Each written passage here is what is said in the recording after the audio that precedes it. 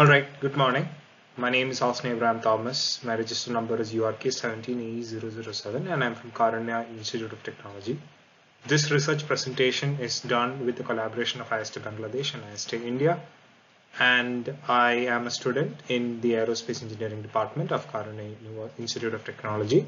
My guide's name is Mr. Mohammed Masambullah, and the topic for the research presentation for today is designing a gas turbine engine for supersonic aircraft using CAD.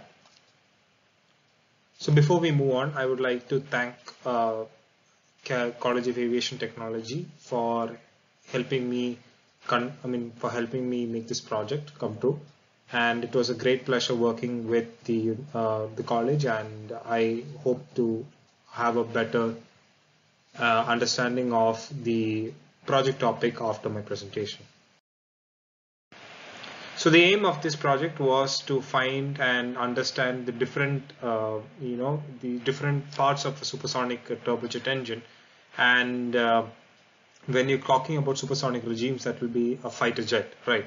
So the end goal of the research study is basically to understand the RD-33 engine, which is used on the MiG-29 variants.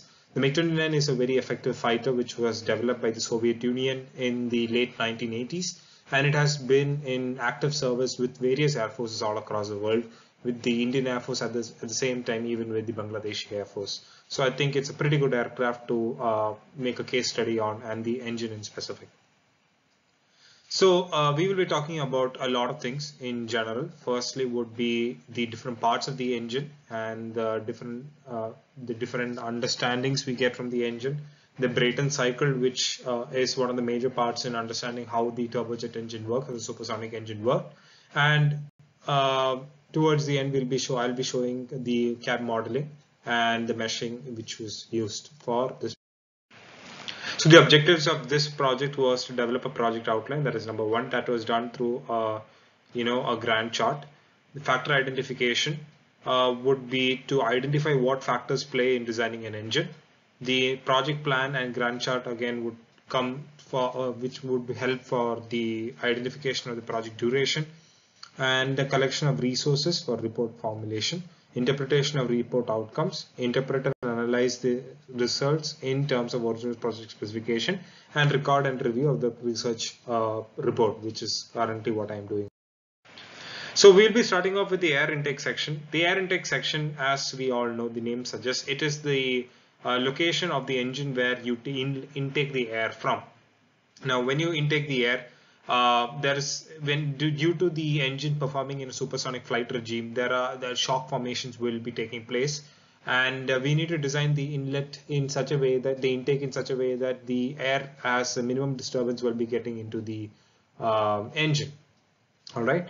So after the air intake, the air goes through the air intake. The air molecule simply gets sucked into the intake area, and using continuity equation A1 V1 is equal to A2 V2, we can understand this air would be translated into a more efficient force when it comes through the nozzle of the engine. The air intake, most of the aircrafts, the subsonic aircrafts, will have a flat fan blades and the intake section. So that helps in sucking the air in for the combustion process, which would take place after quite some time. So the inlet lip is sharpened to minimize the performance losses from shock waves and due to supersonic flight. So the next be the compressor section. So the compressor section is basically the section in which there is high pressure compressor and low pressure compressor. This section of the engine basically takes the air from the air intake section and then compresses it to a very high pressure and low volume system. All right. So it compresses the air and then it sends the air into the combustion chamber, which we'll be talking about a little bit later.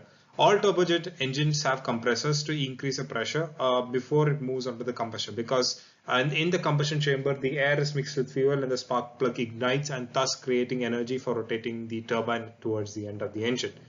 Compressor performance is a large influence on total engine performance, and the blades are essentially small airfoils, and a lot of parameters have to be taken under consideration before we design the blades of the particular compressor, the rotors and the stators, in combination with each other would be providing very high amount of very high pressure air coming in from the air. Now, when we go on to the combustion section basically houses the combustion process, as we all know, and it has different parts such as can annular, can type. So combustion section, the energy which passes through the turbine stages, it absorbs most of the energy to drive the fan, output shaft, or the propeller. And like I said, there are three types of combustion chambers, that is can type, can annular type, and annular type. Then the about 2/3 of the energy is used to drive the gas generator in the compression process. As we can see over here in the combustion section, it's quite complex in nature, and essentially this is the place where the air which is coming in from the compressor is mixed with fuel, and combustion, as we all know, is basically a huge explosion which would help a controlled explosion, that I mean, which would help turn the turbines towards the later parts of the aircraft engine.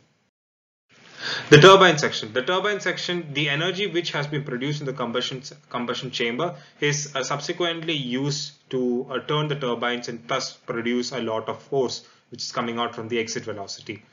When we look onto the Brayton cycle, we will be understanding that in depth. The designers must be able to, in general, design the turbine blades in such a way that the high temperature is accounted for. When I talk about high temperature, it means that it's in a supersonic, when the aircraft is moving on a supersonic regimes, due to the sheer amount of force acting on the engine and the air which is coming in, the turbine blades tend to get hot. So we need to understand there are different venting techniques and insulation coating techniques to cool the turbines or blades internally or internally. So in the MiG-29 in specific, there are two engines, so there are two turbine sections of the engines, and it is very and the performance factor and the thrust to weight ratio is coming up to be pretty good nominal for in terms of dogfight and other combat multi-role capabilities. The MiG-29 in general is multi-role capable aircraft.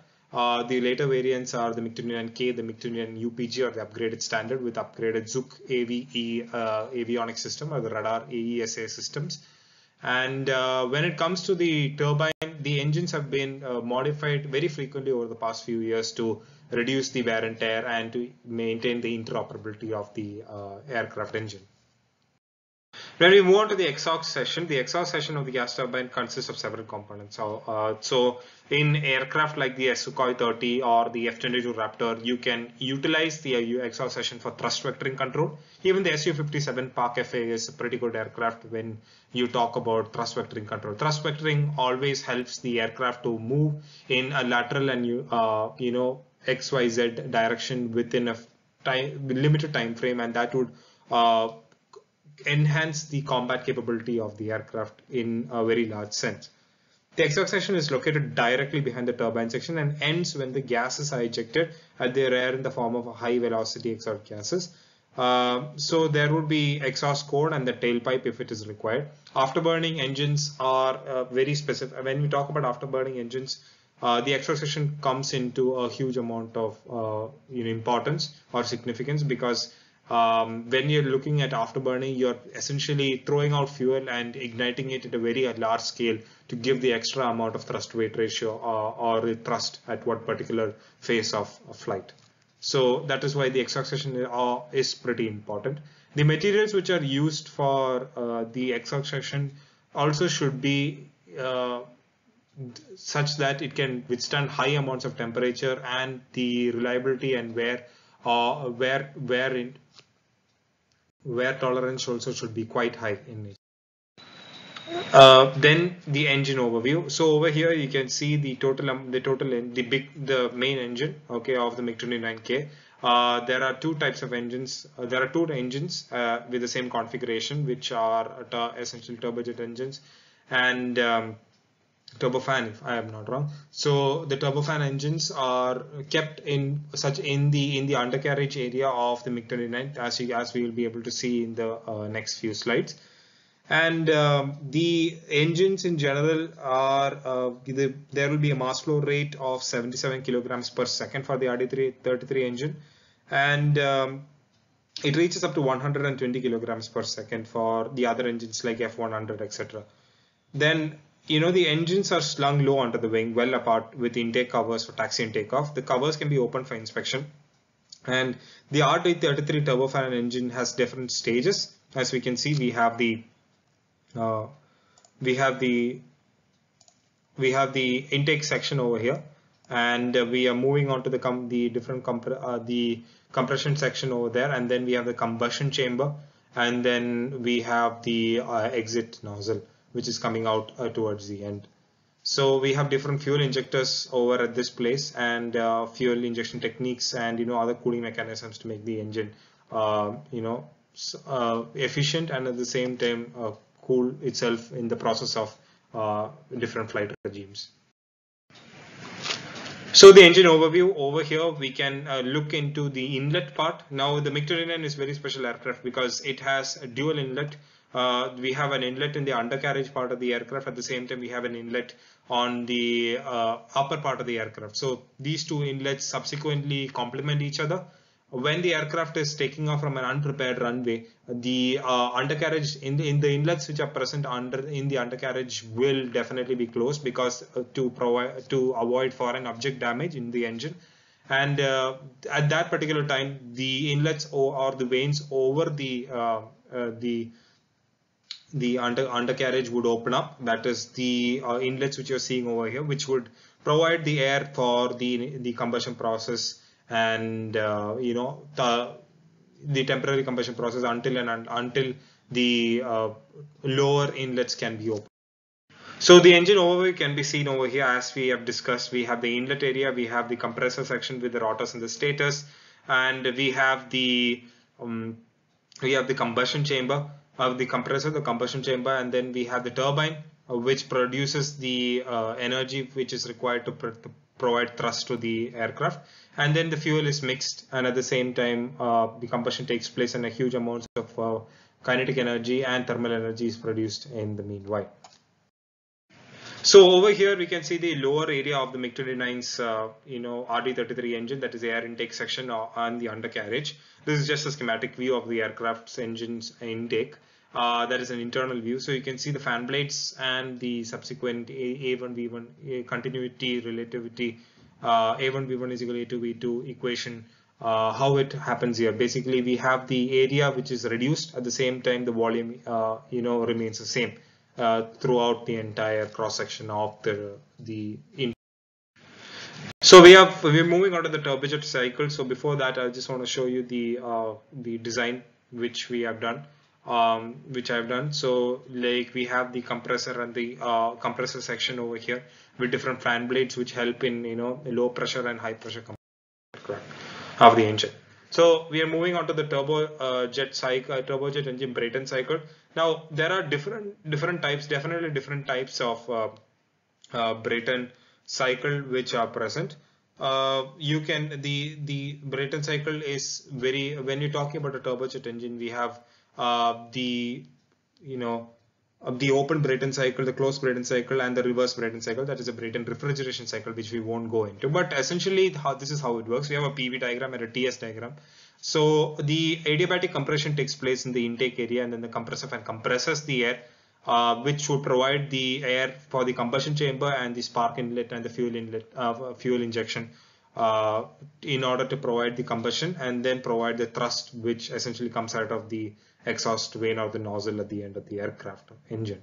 So you can see the constraints over here from 1 to 2, 2 to 3, and then goes again to 1 with the different work being produced.